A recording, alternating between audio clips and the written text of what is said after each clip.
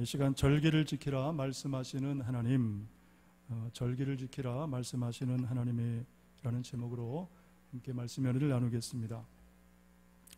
하나님은 구약의 이스라엘 백성들에게 크게 세 가지 법을 지키라고 말씀을 하셨습니다. 그것은 도덕법, 그리고 시민법, 그리고 의식법입니다. 자, 먼저 도덕법이라는 것은 시대와 관계없이 영구적으로 지켜야 할 법을 말하는데 십계명이 그 대표적인 법이죠.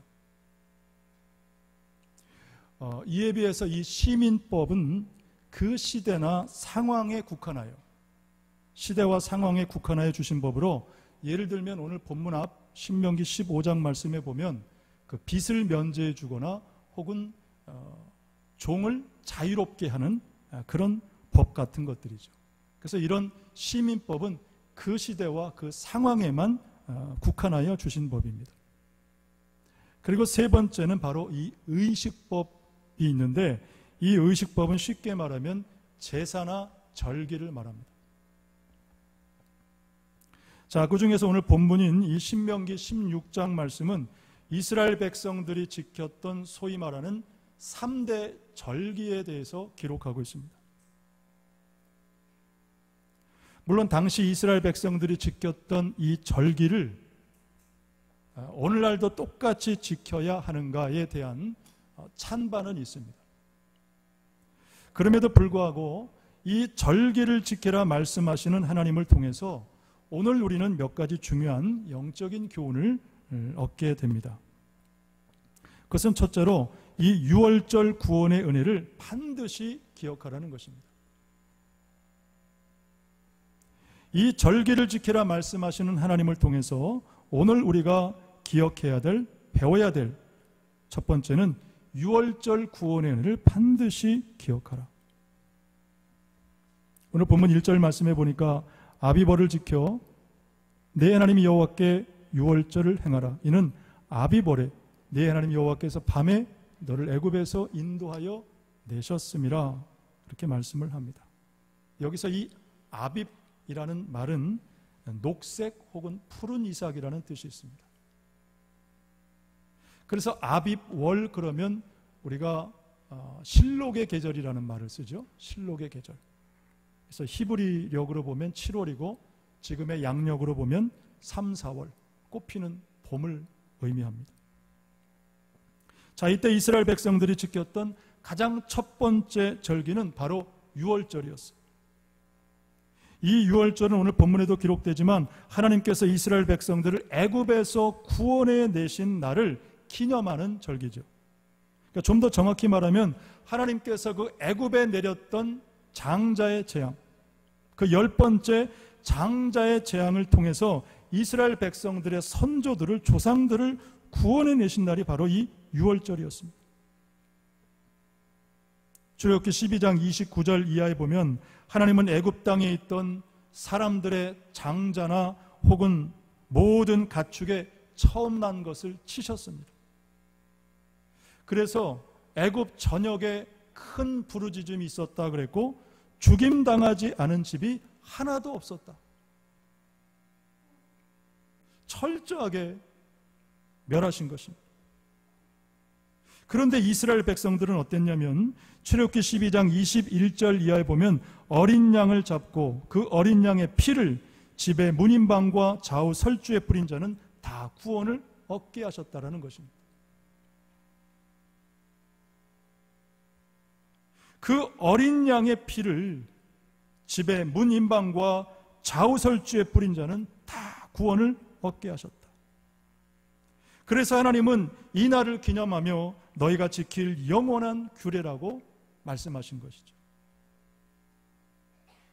출애굽기 12장 27절 말씀을 우리 함께 보겠습니다. 시작. 너희는 이르기를 이는 여호와의 유월절 제사라. 여호와께서 애굽 사람에게 재앙을 내리실 때에 애굽에 있는 이스라엘 자손의 집을 넘으사 우리 집을 구원하셨느니라 하라. 하매 백성이 머리 숙여 경배하니라. 아멘. 자, 여기 보면 집을 넘으사라는 표현이 있죠. 집을 넘으셨다. 그래서 유월절을 영어로 pass over, 넘어갔다, 지나갔다. 그리고 한자로도 보면 유월절이 어떻게 됩니까? 넘을 유자에 넘을 월자, 넘어갔다. 여러분, 누구 때문에 넘어갔습니까? 누구의 은혜로 재앙이 지나갔습니까? 예수 그리스도 보혈의 은혜로 넘어간 것입니다. 이번 코로나19 사태도 여러분 정말 주님의 보혈의 은혜로 넘어가는 줄로 믿습니다. 미국의 한 관리가 그랬답니다. 도대체 이 전 세계적으로 이 유행한 팬데믹, 이 유행병 코로나19가 도대체 왜 한국에는 큰 피해를 주지 않고, 다른 나라에 비해서 큰 피해를 주지 않고 넘어갔을까? 이게 과학적으로 증명이 안 된다는 거예요. 그래서 그분이 하신 말씀은 뭐냐면, 아마도 이것은 한국교회의 기도 때문이다. 그런 말을 어떤 분이 했습니다. 물론 우리가 그렇다고 지금 방심해서도 안 되고 자만해서도 안 되고 아직 완전히 끝난 것이 아니지만, 여러분, 그러나 주의 은혜로, 주의 긍휼로 여러분 다 넘어갈 줄로 믿습니다. 자, 그래서 이스라엘 백성들은 이 유월절을 어떻게 기억하고 기념했는가? 오늘 말씀해 보니까 두 가지로 이 유월절을 기념을 했습니다. 첫 번째는 하나님이 택하신 곳에서 예배를 드렸다라는 사실입니다. 자, 이 유월절을 어떻게 기념하고 어떻게 기억했는가? 하나님이 택하신 곳에서 예배를 드렸다고 오늘 본문이 말씀을 하고 있습니다. 우리 2절 말씀을 같이 보겠습니다. 시작. 여호와께서 자기의 이름을 두시려고 택하신 곳에서 소와 양으로 내 하나님 여호와께 유월절 제사를 드리되, 그랬습니다. 여기 보면 여호와께서 자기 이름을 두려고 택하신 곳이다. 분명한 한 장소를 지금 말씀하시는 거예요. 택하신 곳, 지명을 하고 계시죠. 왜냐하면 장소의 난립을 막기 위함이었어요. 그래서 이스라엘 백성들은 12지파별로 다 각자 지경에서 살다가 이 유월절 절기를 지키기 위해서 하나님께서 택하신 곳, 그 예루살렘 성소에 모여서 함께 하나님을 예배했다라는 사실이에요. 자, 여러분, 만약에 하나님께서 택하신 장소가 없다라면 어땠을까요? 사람마다 다 자기의 편리에 따라서, 뜻에 따라서 아무 곳에서나 하나님을 예배했을 것입니다.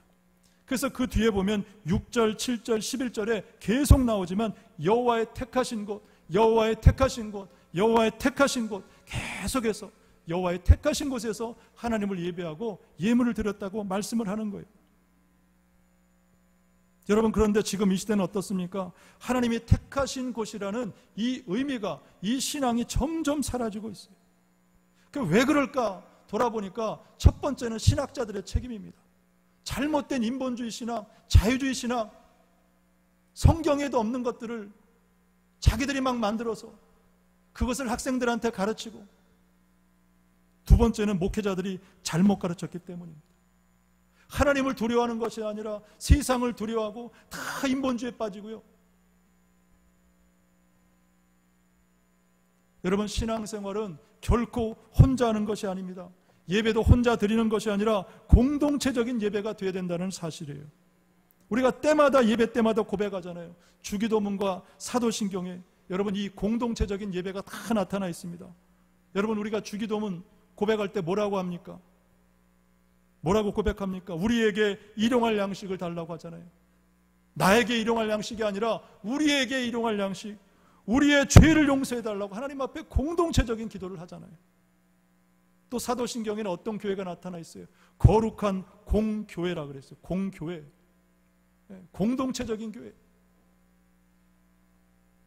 여러분, 그렇습니다. 예배라는 것은 하나님의 은혜를 아는 백성들이 함께 모여 하나님의 택하신 장소에서, 즉 성전에서, 내 제단에서 드려지는 것이 바로 여러분 온전한 예배임을 기억하시기를 바랍니다.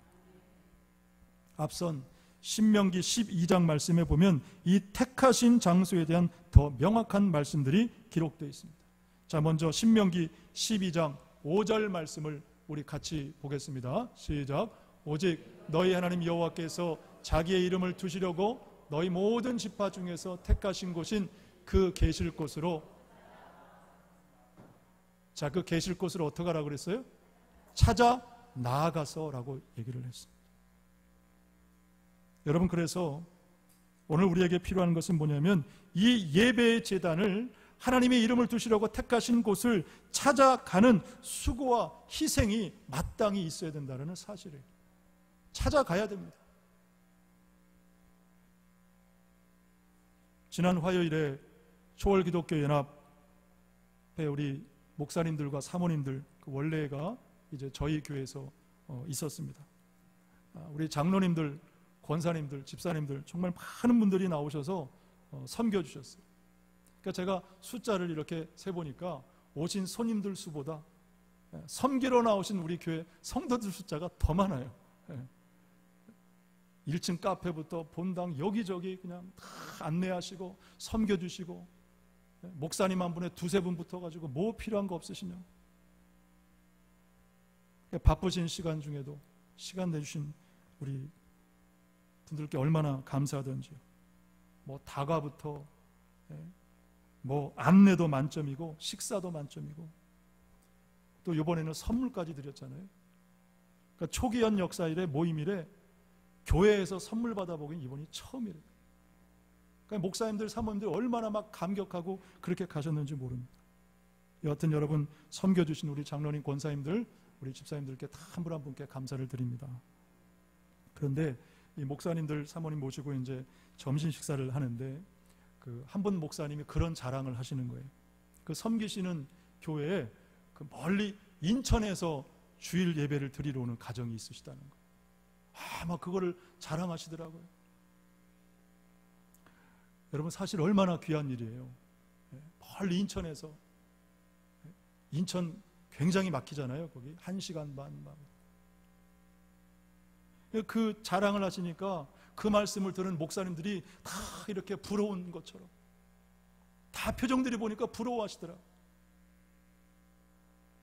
그리고 한번 생각을 해봤어요. 과연 우리 교회는 어떤가? 봤더니 우리 교회도 만만치 않더라고요.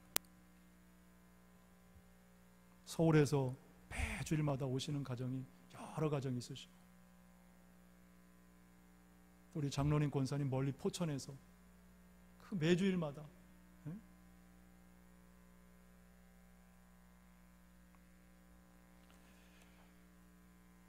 여러분, 그렇습니다. 예배 제단은 이 반드시 찾아가는 그런 수고와 희생이 있어야 하는 줄로 믿습니다. 그럴 때 하나님 앞에 온전한 예배가 되는 것이죠. 또 한 곳 보겠습니다. 신명기 12장 13절과 14절 말씀은 또 이렇게 말씀합니다. 13절, 14 같이 읽습니다. 시작. 너는 삼가서 내게 보이는 아무 곳에서나 번제를 드리지 말고 오직 너희의 한 지파 중에 여호와께서 택하실 그곳에서 번제를 드리고 또 내가 내게 명령하는 모든 것을 거기서 행할지니라. 여기 보면 아무 곳에서나 번제를 드리지 말라, 여호와께서 택하실 그곳에서 번제를 드리라, 또 모든 것을 거기서 행할지니라 라고 말씀을 하고 있습니다. 모든 것을 거기서 행하라. 제가 말씀을 준비하는데 떠오르는 분들이 있었어요. 우리 연로하신, 은퇴하신 장로님들, 또 우리 권사님들이 떠올랐어요. 매주마다 이렇게 여쭤보면, 안부를 여쭤보면 정말 작년 다르고 올해 다르고 한 주 한 주, 오늘도 또 비가 오는데 저는 못 오실 줄 알았거든요. 또 그런데 운전하시고 이렇게 또 오늘 예배 참석하셨어요. 여러분, 얼마나 이게 어렵고 힘든 일입니까?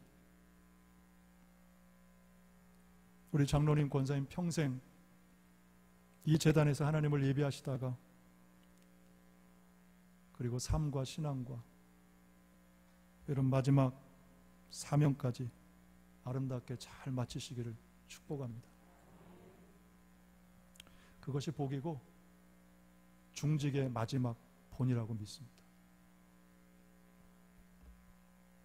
우리 그런 면에서 우리 은퇴하신 장로님, 권사님, 또 멀리서 오시는 분들, 누군지 모르지만 우리 박수를 한번 격려하고 나면 좋겠습니다. 여러분, 왜 우리가 멀리서부터 예배재단을 찾아오는 수고, 희생을 아끼지 않아야 되냐? 또 왜 우리가 함께 모여 하나님을 예배해 드려야 되느냐? 두 가지 중요한 이유가 있습니다. 첫 번째는 예배의 순수성을 보존하기 위한 것입니다. 이 예배의 순수성은 여러분, 우리가 반드시 지켜내야 되는 것이죠. 두 번째는 공동체의 결속입니다. 여러분, 만약에 하나님께 드려지는 예배가 이 공동체적인 이 특성을 잃어버리게 되면 예배의 경건성이 잃게 될 것이고, 교회는, 지상교회는 어느 날 사라질 거예요. 그 책임이 누구에게 있습니까? 우리에게 있는 거예요. 여러분, 오늘 이 한 시간 예배하기 위해서 저도 얼마나 심적으로 눌리고, 지난밤에도 또 잠을 못 잤어요. 한 주 한 주가 정말 힘들고 고통 가운데 여러분, 이 예배 재단에 서는 것입니다. 여러분, 그러므로 하나님께서 그 이름을 두려고 택하신 곳 성전, 하나님께서 내게 허락하신 이 예배 재단에 모여서 여러분, 함께 하나님을 예배하는 우리 하늘과 땅을 잇는 교회 모든 성도가 되시기를 주님의 이름으로 축복합니다.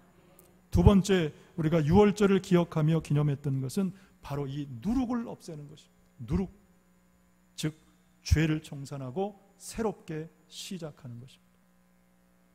본문 4절 말씀을 우리 함께 보겠습니다. 4절 말씀 시작. 그 이래 동안에는 내 모든 지경 가운데 누룩이 보이지 않게 할 것이요, 또 내가 첫날 해질 때에 제사 드린 고기를 밤을 지내 아침까지 두지 말 것이며 그랬습니다. 자, 여기 보면 내 모든 지경 가운데 누룩이 보이지 않게 하라 그랬습니다. 자, 누룩이 보이지 않게 하라. 여러분, 이 누룩이라는 것은 어떤 특징이 있습니까? 누룩은 무엇이든지 들어가면 그것을 변하게 만들어요. 변하게 만들어요. 부풀려지게 하고, 그리고 전염력이 강합니다. 그래서 이 누룩은 종종 부정적인 의미로 쓰였는데, 죄를 상징하고 특별히 이 유월절 기간만큼은 이 누룩이 내 지경 가운데 보이지 않게 하라, 즉 죄를 청산하라는 것입니다. 옛 생활을 청산하고 다시 새롭게 시작하라는 그런 말씀이죠. 여러분, 오늘 주일이 바로 그런 날인 줄로 믿습니다. 주일은 모든 한 주간의 삶을 돌아보고 죄를 청산하고 다시 주의 은혜로 새롭게 시작하는 날이에요. 하나님 앞에 예배를 드림으로 한 주간의 행위 하나님 앞에 죄는 없었는가 말씀을 통해 돌아보고 주님의 보혈을 의지해서 깨끗하게 씻고 다시 새롭게 시작하기를 결단하는 날이 바로 주일이라는 사실입니다. 우리 옆 사람에게 한번 알려주면 좋겠습니다. 오늘은 새롭게 시작하는 날입니다. 오늘 새롭게 시작하는 날입니다. 여러분, 우리가 부족해서, 연약해서, 믿음이 없어서, 불순종해서 하나님 앞에 지은 죄가 있다면 예배를 드리는 가운데 하나님 앞에 회개하시고 예수의 피로 씻음받고 새롭게 시작하기를 결단하는 복된 주일이 되시기를 축복합니다. 그래서 예수님께서 마태복음 16장 말씀을 통해서 삼가 바리새인의 누룩과 사두개인의 누룩을 주의하라 그렇게 말씀하셨어요. 자, 두 가지 누룩을 주의하라. 자, 바리새인과 사두개인의 누룩은 뭘까요? 자, 먼저 바리새인의 누룩이라는 것은 어떤 외식주의, 자기의, 교만, 이 누룩을 주의하라. 반면에 사두개인의 누룩은 뭐냐면 개인의 어떤 자유주의, 자기 마음대로 하는 것, 그리고 현실 지상주의, 하나님의 나라보다 이 땅의 나라가 더 큰 거예요. 쉽게 말하면 이 사두개인의 누룩은 뭐냐면 인본주의와 개인주의. 그래서 어떤 주석에 보니까 신앙적으로 볼 때 이 바리새인들은 극단적인 보수라고 얘기를 하고 사두개인은 극단적 진보라고 얘기합니다. 왜냐하면 이 사두개인들은 부활을 믿지 않았어요. 부활을 믿을 수 없다라고 했던 사람들이 사두개인들이. 자, 중요한 사실은 뭡니까? 예수님이 이 두 누룩 둘 다 주의하라 라고 말씀을 하셨다는 사실입니다. 그래서 오늘 우리의 신앙은 오직 하나님 중심, 말씀 중심에 서야 되는 줄로 믿습니다. 우리는 이쪽이나 저쪽이나 치우치면 안 돼요. 하나님 항상 말씀을 통해 돌아봐야 됩니다. 자, 그것이 뭐냐? 그 시작이 뭐냐? 하나님이 택하신 곳에 함께 모여 하나님을 예배하는 거예요. 함께 하나님을 예배하는 것. 이제 오늘부터 이제 중직자 성경 공부를 시작하는데, 오늘 우리가 배울 첫 번째 주제가 뭐냐면 바로 갈등과 반목을 어떻게 우리가 성경적으로 풀어가느냐 이거예요. 갈등과 반목을 우리가 어떻게 성경적으로 풀어갈까? 여러분 아시는 것처럼 예수님의 12 제자는 다 그 어떤 직업이나 배경이 다 달랐습니다. 그 중에 오늘 우리가 배우게 될 것이 뭐냐면 세리 마태와 열심당원 누굽니까? 시몬이에요. 이 두 사람의 극단적인 두 제자들. 왜냐하면 이 당시의 이스라엘은 로마의 지배하에 있었기 때문에 세리는 어떻습니까? 친로마지. 반면에 열심당원은 어때요? 반로마예요. 극단적인 두 사람이 예수님의 제자가 된 것입니다. 그래서 여러분 이 두 사람이 예수님의 제자가 된다는 것은 사실상 불가능해요. 사실상 불가능해요. 그러니까 만나면 항상 충돌하게 돼 있어요. 그런데 이 불가능한 일이 어떻게 가능하게 되느냐? 여러분 바로 이 그림에 답이 있습니다.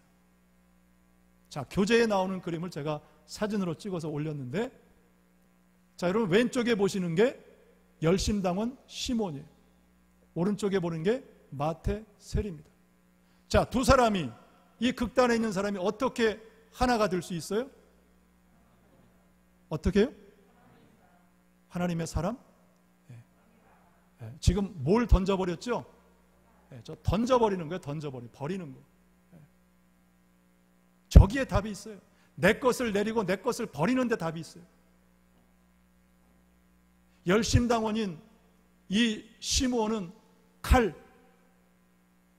적개심, 복수심 이것을 버리고, 마태세리는 돈주머니를 지금 버리잖아요. 자기의 이기심, 그것을 버리니까 비로소 서로 악수할 수 있는 관계가 됐다. 여러분 그렇습니다. 우리는 내 것을 버릴 때에 비록 그리스도 안에서 우리가 하나가 되는 줄로 믿습니다. 그러므로 오늘 예수 그리스도와 함께 우리가 하나님 앞에 예배함으로 여러분 새롭게 손잡고 출발하는 우리 공동체가 되기를 주님의 이름으로 축복합니다. 자, 두 번째, 절기를 지키게 하시는 하나님을 통해 깨닫게 되는 것은 이 77절의 수확을 허락하신 하나님께 감사하라는 것입니다. 본문 10절 말씀을 같이 봅니다. 10절 시작.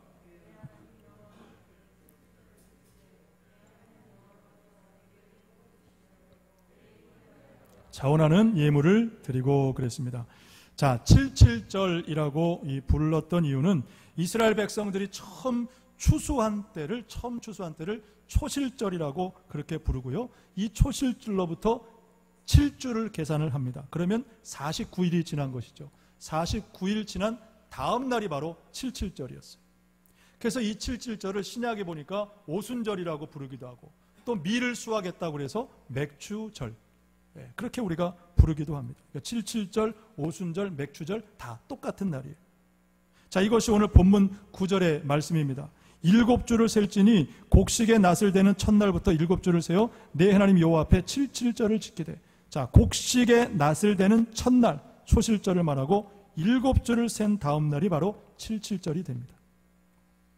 자, 중요한 것은 이 77절에 무엇을 하는 날인가? 10절 말씀 중간에 보니까 내 하나님 여호와께서 내게 복을 주신 대로 내 힘을 헤아려 자원하는 예물을 드리고 그랬습니다.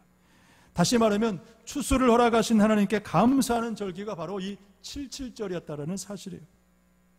그래서 여러분 이 77절에는 두 가지로 하나님 앞에 감사를 드렸습니다. 첫 번째는 풍성한 예물로 하나님께 감사했죠. 풍성한 예물로 하나님 앞에 감사했습니다.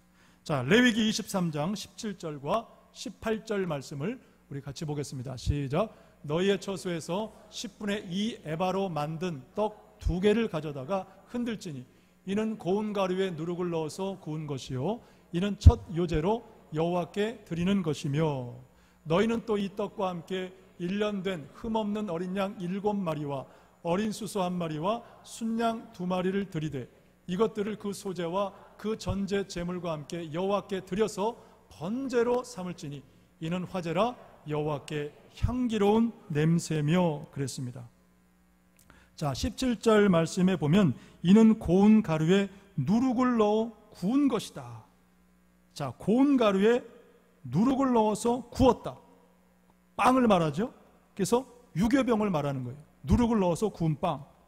자, 그런데 여러분, 누룩을 넣었다. 우리가 처음에는 죄를 말하지만 여기서는 뭘 얘기를 하면 풍성한 하나님의 은혜를 의미를 하는 것입니다. 풍성함을 의미해요. 여러분, 왜 빵을 만들 때 밀가루 반죽에다가 이스트를 조금 넣게 되면 이게 이제 큰 식빵이 되어버리잖아요. 마찬가지로 누룩을 넣은 빵 유교병은 하나님께서 베풀어 주신 그 풍성하신 은혜를 상징한다는 것입니다.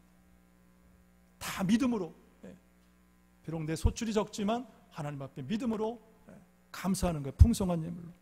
또 앞서 얘기했던 초실절과 비교해 보면 여러분, 이 초실절에는 하나님 앞에 곡식단 그대로를 드려요. 그대로를 드리는데 이 77절에는 그 수와 그 곡식을 빻아서 가루로 만들어서 그것을 떡을 만들어 드렸습니다. 그러니 어떻습니까? 훨씬 더 정성이 들어간 예물을 하나님 앞에 드렸다라는 것입니다. 뿐만 아니라 어린 양 7, 어린 수소 1, 그 밖에 풍성한 예물 하나님 앞에 드렸어요. 여러분, 그러므로 늘 수확을 허락하신 하나님 앞에 풍성한 그런 감사를 드리는 신앙 되시기를 주님의 이름으로 축복합니다. 자, 두 번째 77절에 드려진 감사는 뭐냐면 이웃과의 나눔이었습니다. 이웃과의 나눔으로 감사했다.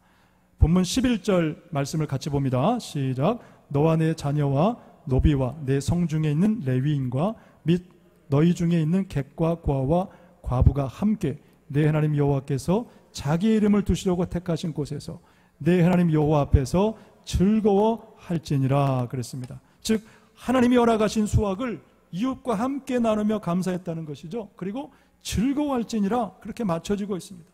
여러분, 그래서 우리가 이웃과 나누는 삶은 늘 즐겁고 기쁘고 행복한 여러분 일인 줄로 믿습니다. 가정도 그렇고 교회도 마찬가지예요. 교회도 어려워도 자꾸 나누기를 또 베풀기를 힘써야 여러분 즐겁고 행복한 교회가 되는 줄로 믿습니다. 우리가 작년에 상반기, 하반기 2번 장학금 지원했고요. 또 하반기에는 작년 연말에는 불이웃 돕기로 다문화 가정, 다문화 가정을 저희가 또 이렇게 섬기기도 했어요. 올해도 상반기에 쭉 이렇게 5월까지 쭉 보니까 목적 헌금으로 드린 이 구제와 장학 헌금이 그래도 상반기에 6월 달 안에 또 몇 가정 몇 번 또 도울 수 있겠다 싶습니다. 그래서 우리 이제 장로님들과 중직자들과 함께 논의해서 또 꼭 필요한 곳에 몇 곳을 또 선별해서 이렇게 돕게 될 것입니다. 여러분, 얼마나 좋은 일인지 몰라요. 교회적으로 행복하고 그리고 즐거운 일이죠. 여러분, 그래서 교회는 또한 주일 예배는 이렇게 6월절 구원의 은혜, 늘 감격이 있고 그리고 77절 이런 축제적인 기쁨이 함께 공존하는 교회가 가장 이상적인 교회가 되고 가장 이상적인 그런 예배가 되는 줄로 믿습니다. 이제 말씀을 마치려고 하는데 여러분, 시편 123편 2절 말씀을 우리 함께 보겠습니다. 시편 123편 2절 안 돼 있습니까? 예. 시편 123편 2절 성경 갖고 계신 분 한번 찾아보시고요. 제가 읽겠습니다. 상전의 손을 바라보는 종들의 눈같이 여주인의 손을 바라보는 여종의 눈같이 우리의 눈이 여호와 우리 하나님을 바라보며 우리에게 은혜 베풀어 주시기를 기다리나이다 그랬습니다. 자, 성경 찾으셨습니까? 중요한 말씀이니까 이제 마무리하면서 같이 한번 더 보겠습니다. 시작. 상전의 손을 바라보는 종들의 눈같이 여주인의 손을 바라보는 여종의 눈같이 우리의 눈이 여호와 우리 하나님을 바라보며 우리에게 은혜 베풀어 주시기를 기다리나이다 그랬습니다. 자, 이 말씀에 보면 여러분 여종이나 남종의 눈이 바라보는 곳이 어디예요? 어디를 응시하고 있습니까? 상전, 주인의 손끝을 바라보는 거예요. 주인의 손끝. 왜냐하면 여러분 지금 우리의 사고로는 이해할 수 없지만 내가 지금 종이다. 그리고 내가 섬길 주인이 있다. 그러면 내가 종이면 누구의 손끝을 바라보겠어요? 주인의 손끝을 바라보는 거예요. 주인의 손끝. 그 주인의 손끝이 나를 살리기도 할 수 있고 나를 죽이기도 할 수 있고 나에게 복을 베풀 수도 있고 나를 저주할 수도 있다는 것입니다. 그런데 어떻습니까? 그 하나님의 손이 지금까지 우리를 지켜주셨고 살려주셨고 지금도 그 하나님의 은혜로 오늘 우리가 살아가고 있다는 사실이죠. 그래서 이 믿음이 있는 사람은 여러분 마지막 12절 말씀 이렇게 마치고 있습니다. 오늘 본문 12절에 보니까 너는 애굽에서 종되었던 것을 기억하고 이 규례를 지켜 행할지니라 그렇게 말씀을 하고 있습니다. 너는 애굽의 종되었던 때를 기억하라. 여러분 지금 우리는 하나님의 풍요한 은혜를 누리며 살고 있지만 우리의 과거가 있음을 항상 기억을 해야 됩니다. 과거에 우리의 가난했던 시절, 정말 방 한 칸 없이 지내고 때마다 끼니를 걱정했던 시절, 그때 하나님은 우리를 분명히 구원해 주셨습니다. 또 수없이 많은 고난의 그 절망의 때를 하나님은 이기게 하셨습니다. 무엇보다 탕자처럼 방황하며 살던 우리를 예수를 믿음으로 구원 얻게 하셨고 지금 하나님의 자녀로 권능 있는 삶을 오늘 우리로 살아가게 하신다는 사실이죠. 여러분 아무쪼록 이 하나님의 구원을 평생 잊지 마시기를 바라고 하나님께서 택하신 제단에서 평생 하나님을 예배하며 살기를 결단하시기를 축복합니다. 또한 때마다 풍성한 수확을 허락하신 하나님 앞에 감사하고 또한 받은 은혜를 이웃과 더불어 나누며 살아가는 저와 여러분이 되시고 그리고 우리 하늘과 땅을 잇는 거룩한 공동체가 되시기를 주님의 이름으로 축복합니다. 기도하겠습니다. 하나님 아버지 감사합니다. 구원받을 수 없는 자격 없는 우리를 구원하시고 또한 날마다 하나님 베풀어 주신 수확을 통해 오늘을 살아가게 하신 것을 기억하며 감사를 드립니다.